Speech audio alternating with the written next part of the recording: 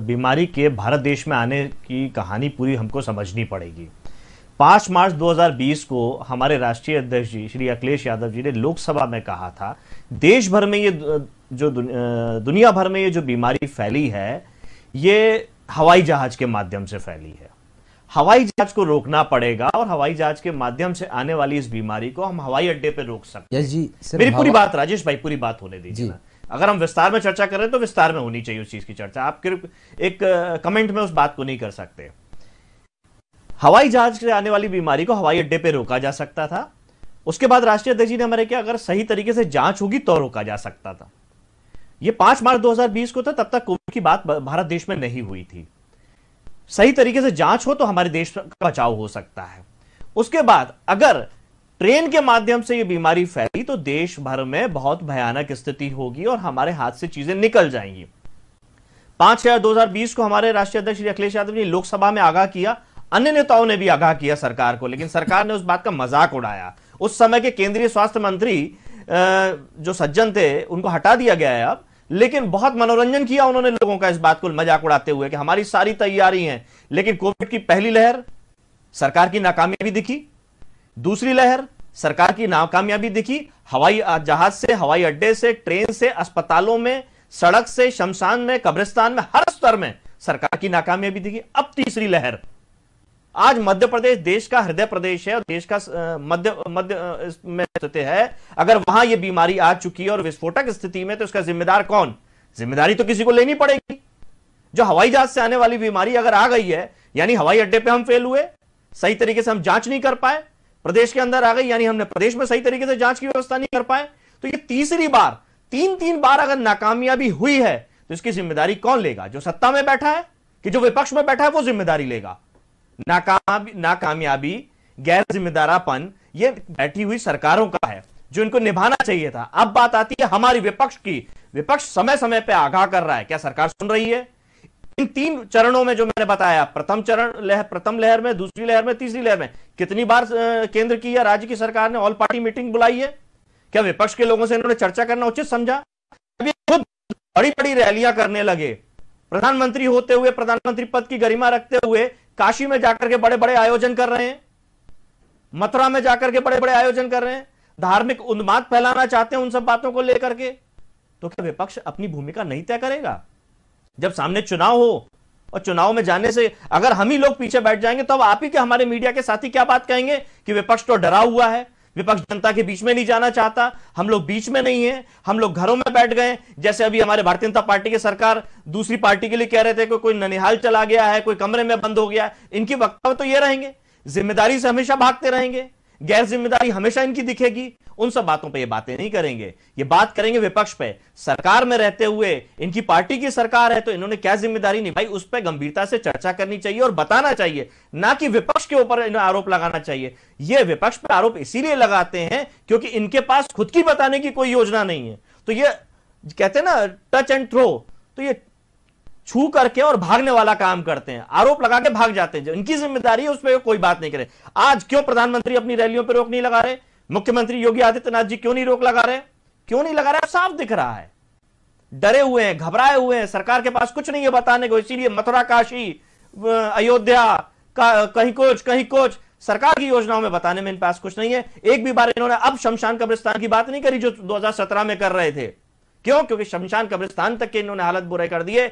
आदमी को जीते जी मारने का काम अगर किसी ने किया है तो भारतीय जनता पार्टी की सरकार ने किया है। ना आखिरी समय में सही तरीके से जो हिंदू रीति रिवाज होते हैं उस तक को भी नहीं अपना पाए। दूसरे धर्मों को तो ये मानते भी नहीं है, संविधान को मनाने की बातें करते हैं। अगर संविधान को ये मानते तो सारे धर्मों का, सारी जातियों का सम्मान करते, लेकिन ये तो एक ही धर्म के ठेकेदार बने हुए हैं।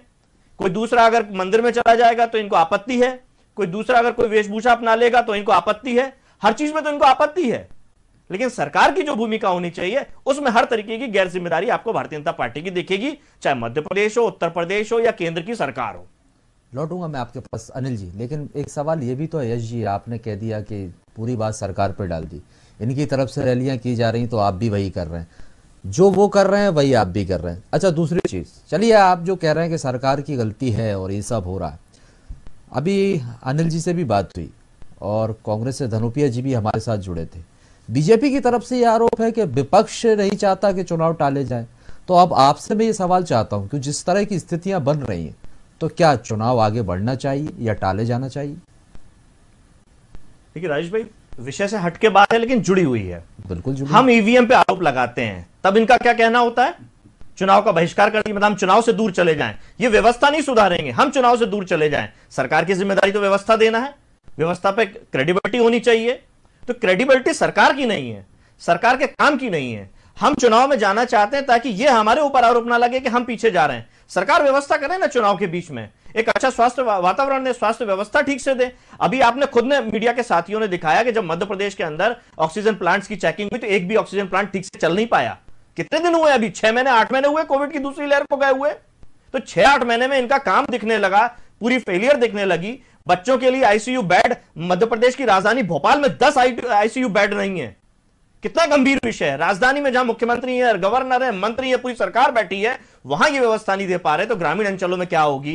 जो अन्य महानगर है हमारे प्रदेश के, ग्वालियर है, जबलपुर है, इंदौर है, वहां क्या? इसीलिए इंदौर में विस्फोट हो रहा है कि अन्य जगह कोई व्यवस्था नहीं। जब राजधानी में ये सब निकम्मे बैठे हुए हैं, मुंह छुपाए बैठे हुए हैं, अपनी बात नहीं रखना चाहते हैं जनता के बीच में, विपक्ष को आरोपित करना चाहते हैं, तो ये स्थिति बनी हुई है। दूसरी बात राजेश भाई, थोड़ा सा और मैं इसमें ऐड करूंगा।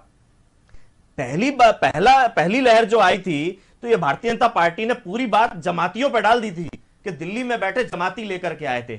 दूसरी लहर पे इनका मुंह नहीं खुला। अब तीसरी लहर पे किसके ऊपर आरोप लगाने वाले हैं, ये इनसे जरूर पूछ लीजिएगा। चलिए मैं लौटूंगा आपके दरवाजे से जाकर अपने को, पहली बार देश में बीमारी कैसे आई, दूसरी बार देश में बीमारी कैसे आई, अब तीसरी बार देश में बीमारी कैसे आई? कौन गैर जिम्मेदार है? लोगों को कौन गैर जिम्मेदार है? इस बारे में बात कीजिए। इस बार जमातियों को आरोप भी लगाएंगे क्या, जैसे पहली बार आपने कहा था? जैसे पहली बार आपने जमातियों के लिए कहा था कि बीमारी जमातियों के कारण फैली है, लोगों का इस बार किनके कारण फैलने वाली जब है? इनको आज विकास की सरकार, चाहे केंद्र की चाहे राज्यों की, आज योगी जी के पास कहीं दूर दूर तक अखिलेश आसपास खड़े नजर नहीं आते। कोई योजना नहीं बता आज पाएंगे उनके आप। पास इतनी घबराहट सरकार का है, कोई वो तो फेलियर चाह नहीं रहे बता हैं कि पाएंगे किसी आप। प्रकार से चुनाव टल जाए, किसी प्रकार से कुछ हो जाए, परंतु केंद्र की सरकार हम तो चुनाव में जाने के लिए तैयार है। सरकार अपनी जिम्मेदारी बताए, सुरक्षा के साथ। अगर हाईकोर्ट टिप्पणी कर रहा है तो शर्म आनी चाहिए राज्य की सरकार को, केंद्र की सरकार को। उन निकट्टों को आना चाहिए जो जनता की लाशों की राजनीति कर रहे थे। हमने विकास की राजनीति कर रहे थे, विश्वास की राजनीति कर रहे थे, परंतु आपके राजनीतिक दल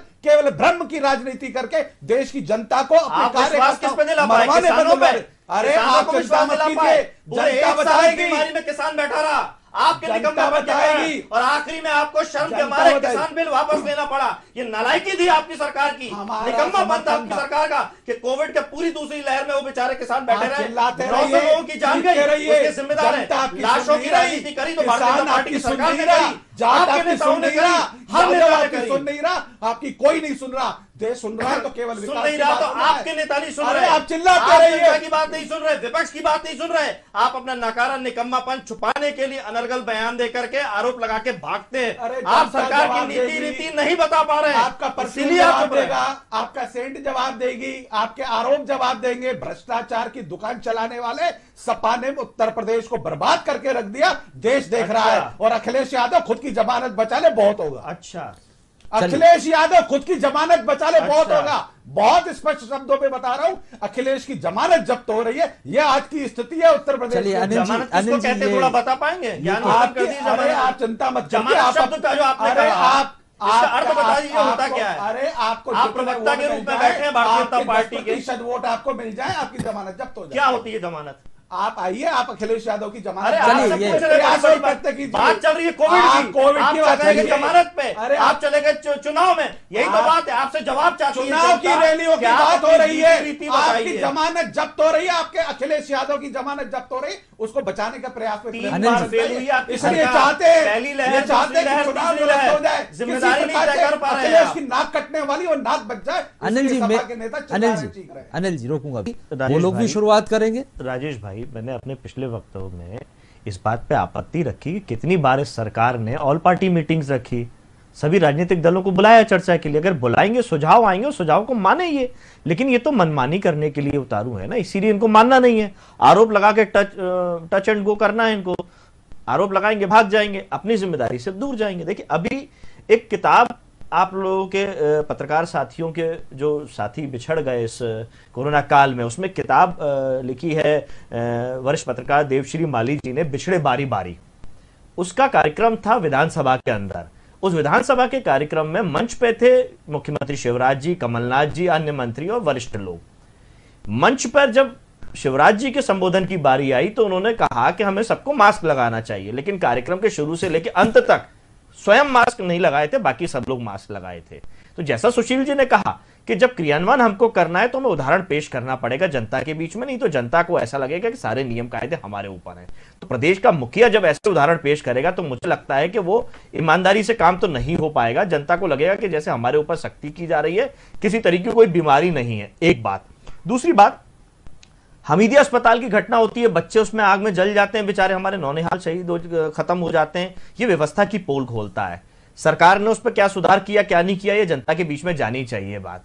वो एक महत्वपूर्ण बात है। लेकिन भारतीय जनता पार्टी का जिला अध्यक्ष अगर मंच से गिर जाता है तो घंटे भर के अंदर इनका आधा मंत्रिमंडल उसी निजी अस्पताल में भर्ती किया जाता है, पहली बात तो, और देखने के लिए पहुंच भी जाता है स्वयं मुख्यमंत्री सहित।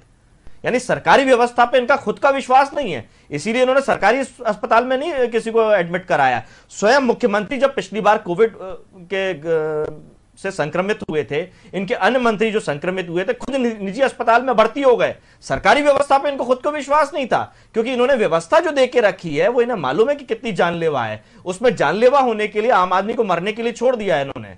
निजी अस्पताल पे भरोसा करते हैं और उसको एक उदाहरण पेश किया। दूसरी बात, उस कोविड प्रोटोकॉल की जब बात हो रही है तो जब ये संक्रमित हुए थे शिवराज जी, तो इन्हीं के मंत्री अरविंद भदौरिया जी इनके वार्ड में जाकर के जश्न मना रहे थे। उनकी धर्मपत्नी टीका कर रही थी मुख्यमंत्री शिवराज जी को। तो कैसे जनता के बीच में ठीक संदेश जाएगा कि आप कोविड के संक्रमित होने के बाद भी जश्न मना रहे हैं, उसके फोटोज ट्वीट कर रहे हैं, पत्रकारों को बांट रहे हैं? तो क्या आप साबित करना चाहते हैं? और लगातार इस तरह की घटनाएं इन्होंने करी हैं। ये चुनाव से भागते नहीं है तो चुनाव करवाते हैं, जबरदस्ती दूसरी पार्टी को लेकर के लोगों को आना, फिर चुनाव करवाना, फिर उसमें रैलियां करना, उदाहरण पेश कर रहे हैं लगातार, और विपक्ष के ऊपर आरोप लगा रहे हैं। तो सबसे पहले सरकार को अपनी जिम्मेदारी तय करनी है कि वो सरकार में क्या भूमिका में है, स्वास्थ्य सेवाएं कितनी दे रही है, 10,000 से ज्यादा पद रिक्त हैं, कब वो पद रिक्त जो है वो भरे जाएंगे, सरकारी व्यवस्था। दूसरी महत्वपूर्ण बात है, हम भारतीय जनता पार्टी की किस साथी से चर्चा करते हैं? भारतीय जनता पार्टी का प्रवक्ता तो यहां है ही नहीं। एक समर्थक को आपने बैठाया हुआ है, उनकी कोई जिम्मेदारी बनती नहीं, वो जो चाहे वो मर्जी कह दें। आज बीजेपी के समर्थक कल कांग्रेस के भी हो सकते हैं, सपा के भी हो सकते हैं। तो इनकी कोई बात का अहमियत नहीं है, हम लोग इनसे क्या बेचारे से चर्चा करें? समर्थक एक वोटर है, इनकी सलामती हम सबकी जिम्मेदारी है और आपको जिम्मेदारी करनी चाहिए। बेचारा कार्यकर्ता, उसके आप जवाब नहीं दे पाते हैं। नहीं, आप समर्थक हैं, आपकी भूमिका समर्थक की है। अगर कार्यकर्ता है मुझे तो उस पर भी संशय है। आपको ये मालूम होना चाहिए, प्रवक्ता तो आप हैं ही नहीं। अभी मैंने आईना दिखा दिया, मैंने आपको आईना दिखा दिया हर डिबेट के अंदर। आपको जब सपा का आईना दिखाया जाता है, जब आपको आपकी हैसियत बताई जाती है, भारतीय जनता पार्टी का एक छोटा सा कार्यकर्ता, भारतीय जनता पार्टी का एक छोटा सा समर्थक आज की तारीख में मुल्ला मुलायम के उस बेटे को उखाड़ने के लिए पर्याप्त है। उसने आपको कह दिया कि आपकी जमानत जब्त हो जाएगी। अशोभनीय शब्द जिस तरीके से बात करते हैं, आपको परफ्यूम की राजनीति, अशोभनीय शब्दों के जिस हिसाब से बात करते हैं, पैसा इनके यहाँ जो मुसलमान नेता है उनसे सवाल करने चाहिए। जब ये टोपी पहनते हैं और बाजार में जाते हैं, इंदौर में प्रधानमंत्री क्या करने गए थे? मस्जिद कहता है, रोकूंगा आप सर, निजी दिखा देता है, निजी की बात करने की, निजी मत लीजिए। आप लोग देखिए, मामलों को निजी लेकर मत जाइए। यहाँ पर हम बैठे हैं बहस करने की। आप देखिए यश जी, आप भी ये असली रूप में बैठिए ना, पर्दा मत लगाइए, राजनीति जब आपको ये बहुत अच्छे से सही बात कही है, सही तरीके से आपकी जमानत जब्त होगी, आपके नेता की जमानत जब्त। आप चलिए, समय भी अब इजाजत नहीं देता है। माफी चाहूंगा आप सभी मेहमानों से, समय इजाजत नहीं देता है।